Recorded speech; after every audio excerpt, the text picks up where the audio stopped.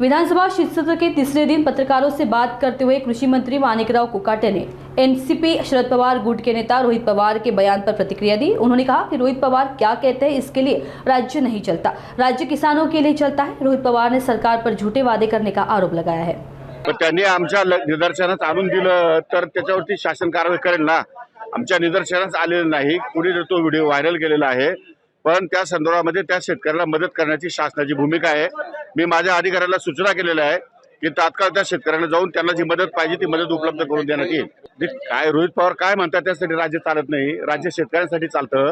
तेव्हा शेतकऱ्यांची जी अडचण असेल त्यांनी जर आमच्या विभागाशी संपर्क साधला तर त्यांना तात्काळ मदत उपलब्ध करून देण्यात येईल। हो, त्यांना मी माझ्या कृषी अधिकाऱ्याला संपर्क साधायला लावलेला आहे।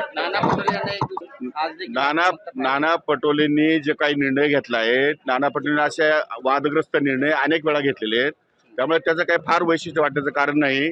वाईट एका गोष्टीचं वाटतं की जयंत पाटील सारखे माणसं आणि उद्धव ठाकरेच्या नेते सारखे माणसं ते नाना पटोलेचे पाठराखण करतात। नाना पटोलेच्या निर्णयामुळे त्यांच्यावर काय प्रसंग ओढवले ते मी सांगण्याची आवश्यकता नाही। तेव्हा मात्र जे झालंय ते झालं, त्याच्यावर आपण चर्चा करता येणार नाही। तो सन्माननीय अध्यक्षांचा अधिकार आहे, अध्यक्षांनी तो निर्णय घेतलेला आहे, त्यामुळे ते अध्यक्ष जे निर्णय घेतील ते सभागृहाला मान्य करावे लागतील।